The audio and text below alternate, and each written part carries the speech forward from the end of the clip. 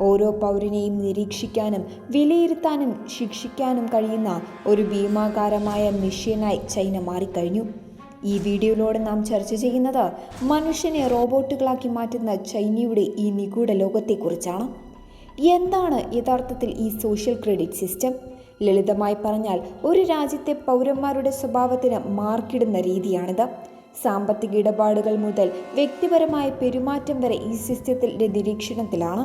ചൈനയിലുടനീളം സ്ഥാപിച്ചിട്ടുള്ള കോടിക്കണക്കിന് അത്യാധുനിക AI ക്യാമറകൾ മുഖം തിരിച്ചറിയാനുള്ള സാങ്കേതിക വിദ്യ ഉപയോഗിച്ച് ഓരോ വ്യക്തിയെയും പിന്തുടരുന്നു. നിങ്ങൾ ഒരു ട്രാഫിക് നിയമം ലംഘിച്ചാൽ അല്ലെങ്കിൽ വഴിയിൽ മാലിന്യം വലിച്ചെറിഞ്ഞാൽ നിമിഷങ്ങൾക്കകം നിങ്ങളുടെ പോയിന്റുകൾ കുറയും. നേരെ മറിച്ച് രക്തദാനം നടത്തുകയോ സർക്കാരിനെ പ്രശംസിച്ച് സംസാരിക്കുകയോ ചെയ്താൽ പോയിന്റുകൾ വർദ്ധിക്കും. ഇത് കേവലം ഒരു കളിയല്ല. നിങ്ങളുടെ ജീവിതത്തിന്റെ സകല വാതിലുകളും തുറക്കുന്നതും അടയ്ക്കുന്നതും ഈ പോയിന്റുകളാണ്.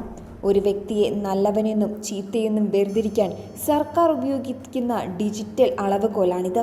ഈ സിസ്റ്റത്തിന്റെ ഏറ്റവും ഭയാനകമായ വശം ഇതിന്റെ ശിക്ഷാരീതികളാണ്. നിങ്ങളുടെ സ്കോർ ഒരു നിശ്ചിത പരിധിയിൽ താഴെ പോയാൽ നിങ്ങൾ ആ രാജ്യത്ത് ഒരു അദൃശ്യ തടവുകാരനായി മാറും. ആയിരക്കണക്കിന് ആളുകൾക്ക് ഇതിനോടകം തന്നെ വിമാന ടിക്കറ്റുകളും ഹൈസ്പീഡ് ട്രെയിൻ ടിക്കറ്റുകളും നിഷേധിക്കപ്പെട്ടിട്ടുണ്ട്. നിങ്ങൾ ഒരു കരിമ്പട്ടികയിൽ ഉൾപ്പെട്ടാൽ നിങ്ങൾക്ക് നല്ലൊരു ജോലി ലഭിക്കില്ല. ബാങ്ക് ലോണുകൾ നിഷേധിക്കപ്പെടും. എന്തിന്, നിങ്ങളുടെ ഇന്റർനെറ്റ് വേഗത പോലും സർക്കാർ കുറച്ചേക്കും. ഇതുകൊണ്ടും അവസാനിക്കുന്നില്ല. പൊതുസ്ഥലങ്ങളിൽ വലിയ സ്ക്രീനുകളിൽ നിയമം ലംഘിച്ചവരുടെ പേരും വിവരങ്ങളും പ്രദർശിപ്പിച്ച് അവരെ പരസ്യമായി അപമാനിക്കുന്ന രീതിയും ചൈനയിലുണ്ട്. സമൂഹത്തിൽ ഒറ്റപ്പെടുക എന്നത് ഒരു മനുഷ്യനെ സംബന്ധിച്ചിടത്തോളം മരണം പോലെ ഭയാനകമാണ്. ഈ ഭയത്തെയാണ് ചൈനീസ് സർക്കാർ തങ്ങളുടെ ആയുധമാക്കി മാറ്റിയിരിക്കുന്നത്. മനുഷ്യന്റെ ഏറ്റവും സ്വകാര്യമായ വികാരങ്ങളെപ്പോലും ഈ സിസ്റ്റം വേട്ടയാടുന്നു എന്നതാണ് ഹ്യൂമൻ ഫാം എന്ന വിശേഷണത്തിന് കാരണം.